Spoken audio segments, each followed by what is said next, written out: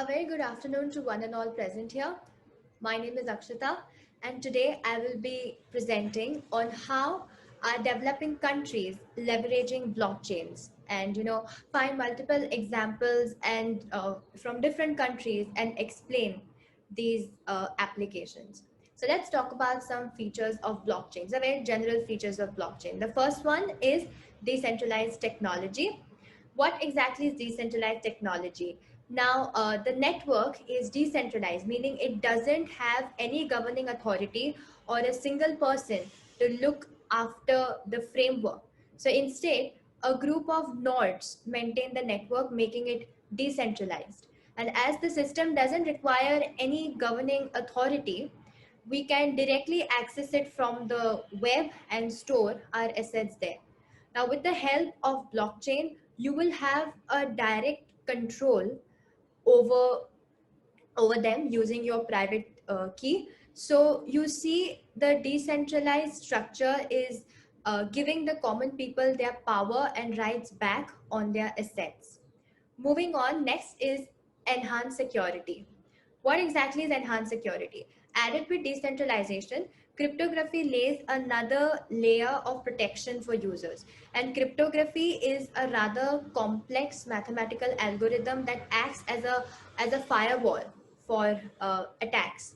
Now, in simple terms, the information on the network hides the true nature of this data. So for this process, any input data gets through a mathematical algorithm that produces a different kind of value, but the length is always fixed. Now, let's move on to some features of blockchain in developing countries. Now, first is property rights. Now, the enforcement of property rights incentivizes investments and provides resources to avoid property. It's common for government officials to alter titles of registered properties, but unfortunately, a large population of the poor households still lacks property rights. And a few examples is like a place called Honduras in rural Africa. What is the role of blockchains in property rights? So it reduces friction and conflicts. It reduces the cost associated with property registrations. What are few examples pertaining to property rights? The first example I can give is that Bitland announced the introduction of a blockchain based land registry system in Ghana. And Bitland basically records transactions securely with GPS coordinates, written descriptions, and satellite photos.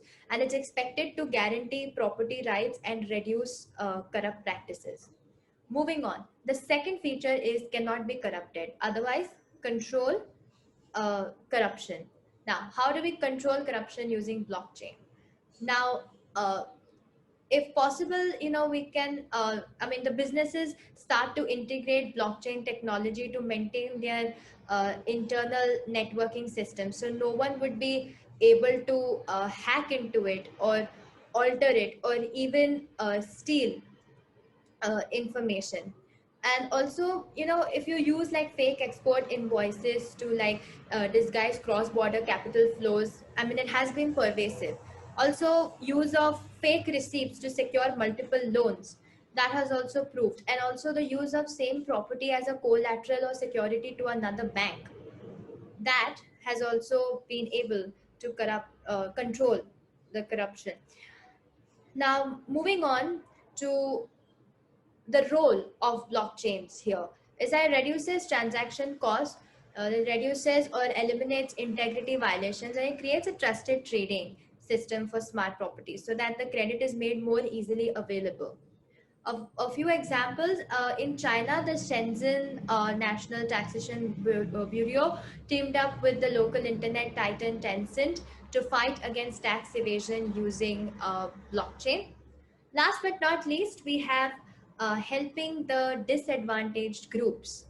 Now, the current systems offer aid to refugees and displaced people suffer from inefficiency, fraud, and gross misallocation of resources. Estimated 30% of development funds fail to reach intended recipients due to the third party theft and mismanagement. A few, okay, again, the role of blockchains here. It provides aid to to remote or disaster struck areas, and also reduces overhead costs and intermediary costs. Lastly, a few examples pertaining to this. In South Africa, the Bitcoin startup Ban Ki-moon launched a program for donors to buy electricity for South African schools using Bitcoin. In Pakistan, the UN's World Food Program used blockchain to help refugees. This is it for question number 1. And now I will pass on my time to Shuhui, who will be elaborating more on the social benefits. Thank you. Thank you, Akshata. Now, I will be talking about the social benefits of blockchain. Social benefits refer to benefits to society from producing or consuming a good or service, and in this case, blockchain. Blockchain brings about multiple important social benefits that I will be sharing with you today. Firstly, blockchain provides greater transparency. Blockchain is a ledger that is distributed to every network user, and hence all users share the same documentation rather than individual copies. As opposed to most transactions that are verified by a central authority such as the bank or government before it is added to the central database, blockchain eliminates the need for an intermediary, where verification comes from the consensus of multiple users and the transaction is then added into the blockchain upon this verification. In a decentralized blockchain network, no one has to trust an intermediary. Each member in the network has a copy of the exact same data in the form of a distributed ledger. This thus not only creates transparency for everybody in the network, which builds trust, empowers individual, and increases engagement, but also thus leads to the next social benefit I will be discussing, greater accuracy. Blockchain provides greater accuracy as all users share the same documentation, and this shared version can only be updated through consensus. Each member in the network has a copy of the exact same data in the form of a distributed ledger. If a member's ledger is altered or corrupted in any way, it will be rejected by the majority of the members in the network. To change a single transaction record would require the alteration of all subsequent records and the collusion of the entire network. Any changes will have to be approved and agreed upon by participants in the network before it is validated and accepted into the network. Upon the validation of the change, the immutability feature of blockchain kicks in, hence preventing any further modification, thus improving and ensuring its accuracy as information on the blockchain is hence always trustworthy and verified. Given the nature of blockchain and the hash function used by blockchain, where any input data undergoes one-way mapping into a hash, one cannot easily recreate the message from the hash, and it is impossible to alter the message without changing the hash. Since any given data creates the identical hash every single time it is inputted, and even a tiny deviation will yield a different hash, a cryptographic hash is a good way to verify that the underlying data is correct. This accuracy brought about by blockchain thus helps to improve and empower society by providing people with correct information and resources that will enable them to be more aware and make better decisions. Moving on to the next social benefit of enhanced security and protection. Blockchain is a decentralized technology that functions as a digital ledger which publicly tracks, records, and verifies the legitimacy of all transactions. Due to the nature of the technology, with no central location that stores private data, there is no single point of attack or single point of failure, as information is stored across a network of computers instead of on a single server. If a single miner or node stops working, other miners and nodes exist to continue supporting the network. This greatly increases the security of the system and makes it very difficult for hackers to compromise the transaction data. Additionally, records are immutable, meaning that these records and information are secure and tamper-proof because transactions cannot be changed upon validation. After the transaction has been agreed upon, it is encrypted into a block, and no modifications can be made to the original block. Furthermore, security and privacy is enhanced by blockchain, as the extremely complex mathematical puzzle of trying to find the nonce can only be solved through brute force, takes time, requires high processing power, and is costly, therefore deterring hackers. The increased security and privacy offered by blockchain thus tackles the wariness many feel with regards to their data usage in transactions, and can be used in a wide array of industries across our society to benefit the people, such as in healthcare, where blockchain allows individuals and patients full autonomy over their personal records, and healthcare providers can then easily access this data in minutes. Next, there is the social benefit of traceability. In a blockchain, each transaction made is encrypted into a block, and these blocks are stored in a network and come together to form a blockchain. Hence, the exchange of goods which occurs via transactions leaves an audit trail that shows where an asset came from and every stop it made on its way. This data hence provides traceability and allows us to verify the authenticity of assets and reduce risks of fraud. As an extension, we see that an application of social benefit emerging from these benefits is the increase in efficiency and effectiveness of aid. One large issue faced by the sector of non-profits and charities are the trust in charities. According to a Trust in Charities report, the percentage of people trusting charities dropped from 67% in 2008 to 52% in 2018. And this drop was attributed to the perceived lack of transparency surrounding where people's donations were going. Another problem faced by the sector is that as much as 50% of donations may go unaccounted for owing to corruption and misappropriation. Given the nature of blockchain that combats corruption and brings forth greater transparency, blockchain can thus help to address and tackle both these problems. With increased transparency, every donation is accounted for and donors are able to know the destinations and impact of their donations. Additionally, the fund transfer process over blockchain is much faster and more efficient than traditional fund transfers, helping to make the process much quicker and easier. Hence, blockchain brings about both increased efficiency and effectiveness of aid in this sector of philanthropy, which can in turn help to tackle some of society's major problems. Now, I will be passing my time on to Yu Qi, who will be sharing more specifically about how blockchain can uniquely benefit emerging economies. Thank you, Shihui.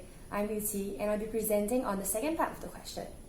We're looking at how blockchain can benefit emerging economies in the aspect of social benefits. It is crucial to understand some of the characteristics of emerging economies to have a deeper and more comprehensive understanding. Today, I'll be focusing on three of them, namely lack of formal institution, dependence on export of primary commodities, as well as reliance on international donations. Now, the first benefit being preservation of equality in specifically property rights. In most developed countries, it is easy to register and enforce property titles, but this is not the case in developing countries, where running or even putting in place necessary bureaucracies or agencies will be too expensive. There, predicting someone else's property titles have a much lower risk and high returns. And due to this nature, people can just easily change land records simply by bribing the person in power. With a decentralized blockchain-based system, the owner's identity can be easily verified, and the end result is a tamper-proof, secure, and accurate record-keeping system for all land transactions, bolstering integrity for land registry systems and protection against fraudulent transactions. For example, India's northeastern states have been using blockchain systems to help their tribal people secure ownership of the land promised by the government at the time of independence. The second benefit being reduction in transaction cost. For developing countries, there's a heavy reliance on primary sector and its exploitation, as shown in the slides. Transactions are subjected to a cost, such as commissions, which, if too high, can result in the transaction being impractical, whatever their usefulness. Therefore, the lower the transaction cost, the better, as it increases the type and the number of transactions it can manage, the number of people who can execute them, and definitely its own economic output, which is an area developing economies are focusing on to increase their national capital. Blockchain solutions may lead to the elimination of intermediaries, which will improve price, decrease transaction costs, and also eliminate the issue of hoarding. Smart contracts, which are self-executing, can also help to reduce uncertainty in economic relationships. It reduces the need and hence the cost for external regulation, hence improving transaction time and volume. The last benefit being faster and more effective support from charitable givings. In the recent years, individuals and businesses have been encouraged to take up more social responsibility. There's been a rise in philanthropy as more started to donate in a global effort to reduce poverty. And most of these donations are meant for those living in developing countries who lack the safety net and the access to services that are readily available in wealthier countries. However, the agents for these transactions may charge an intermediary cost. Corruptions in elites and jurisdictions will also reduce the amount by a significant bit, leaving only a miserable amount for the intended beneficiaries. Adding on, the cost of verifying and enforcing contractual behaviors of agents are often high. and this can increase moral hazards of agents as there's incentives to benefit maliciously from the power given in their position. Blockchain enables easy verification of any transaction performance and to also better verify and reinforce the accountability of the agents. An instantaneous and direct transfer to the beneficiary or the intended organization also allow a faster and more effective support response rate. Some other examples include the blockchain-enabled lending system in Kenya, Africa, which overcomes the obstacle of ascertaining the creditworthiness of vendors through data mining and extending microfinance loans to vendors. It also includes human capital management in insurance companies, which uses wearable devices to track the worker's location at the point of the incident, which will then allow the insurer to verify whether or not to process the claim. With all this information, the concept of blockchain is sounding all nice and fluffy. But some of you might be wondering, if this thing is so good, how is it that I've not heard much about its implementation? Now, with every benefit that we've mentioned, there will be potential pitfalls and limitations, and especially so in the context of developing economies. And Loy will be further explaining on this part. Now, we'll be moving on to unique challenges and lessons faced by developing countries while trying to implement blockchain technology.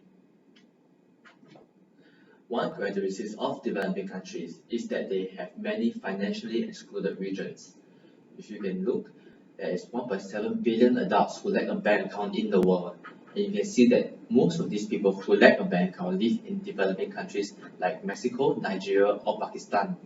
The two reasons people have cited for lacking a bank account is that number one, they simply do not have enough money, and number two, the cost of setting up a bank account in their region is too much for them. How did blockchain solve this? Through cryptocurrency, people who previously did not have a bank account are able to operate with low transaction costs and make micropayments. For example, in Africa, with 70% of its population not having a bank account, Bitcoin and blockchain have the potential to leverage upon pre-existing mobile penetration to create a cross-border and decentralized system of alternative finance. Another characteristic of developing countries that cause them to have challenges is that they are prone to currency instability and political risk. Due to these two factors, there has been a widespread boom of crypto usage as an alternative to local currency.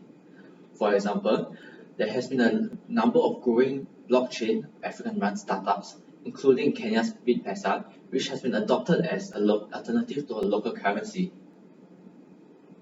So what are the pros to this and what are the cons to this? One of the pros is that it allows for investors to hedge and reduce risk, as well as encourage an inflow of outside investment. This allows them to bypass system inefficiencies and overcome fears of potential risk in the execution of transactions. However, the cons are huge in the fact that local currency is neglected, which further weakens the already weak economy.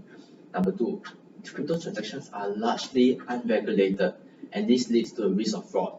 For example, in 2017, there has been a Ponzi scheme in which an estimated 3 million Nigerians lost 47 billion USD. Another challenge that developing countries face is that laws regarding blockchain technology are not developed sufficiently enough to keep up with it. Developing countries lack laws to regulate blockchain usage. There is outdated laws and rules that restrict the blockchain's full potential, and countries have now kept pace with digital advancement and continue to require paper-based documentation. It makes no sense at all. For example, a city in India, 17th century federal rules prevent people from proving land registration online, even though most of these land records are already digitalized. All procedures have to be done physically at a title registration office, which does not make sense as it is very costly and more inconvenient for all parties involved. What can we learn? It is that technology cannot circumvent tough political action when it is required in developing countries.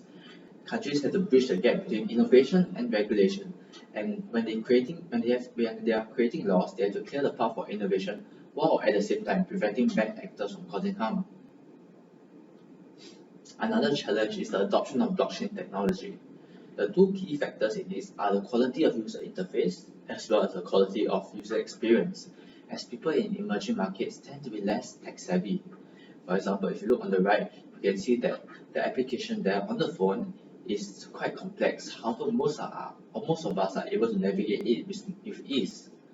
the same cannot be said for people in emerging markets.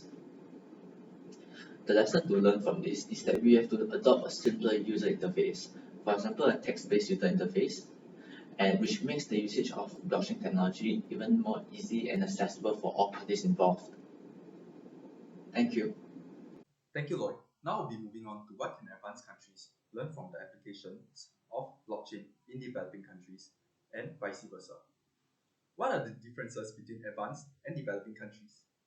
Firstly, advanced countries have more developed economies and citizens have higher income as well as standard of living.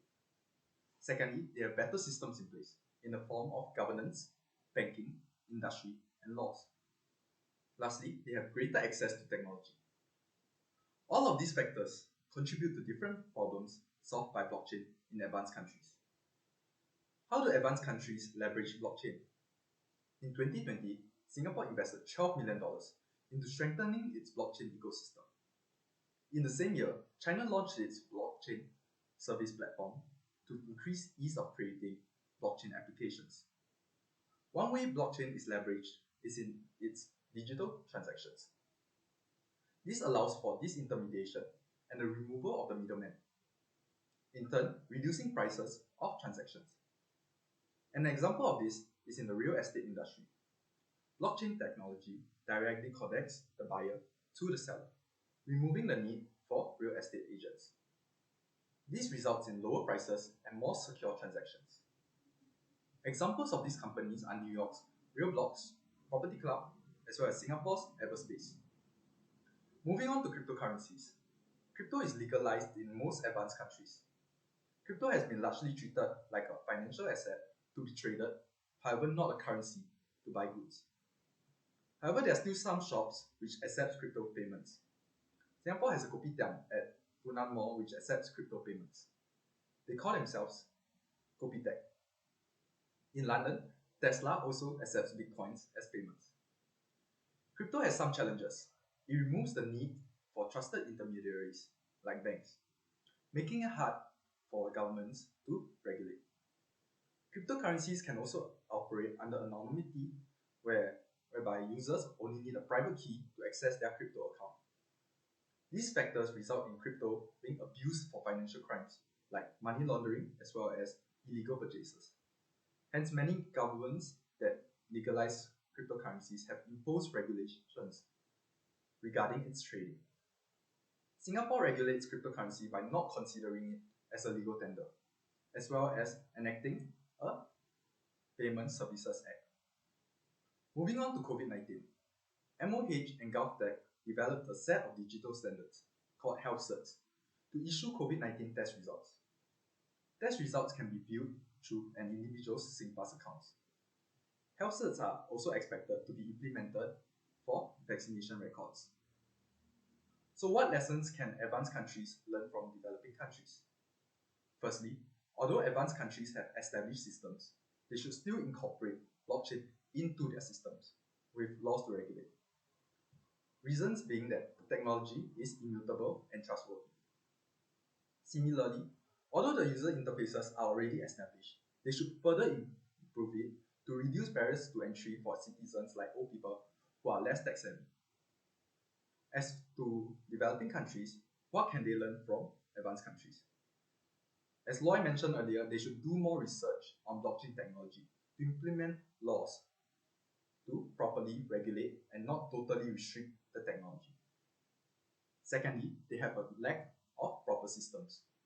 Hence, they should implement blockchain technology to make up for the flaws in their system. Thirdly, also mentioned by Lloyd, they should develop, if not import, better user interfaces to increase the ease of usage and allow more citizens to fully use the technology. Lastly, but most importantly, they should use the technology for digital transactions with advanced countries.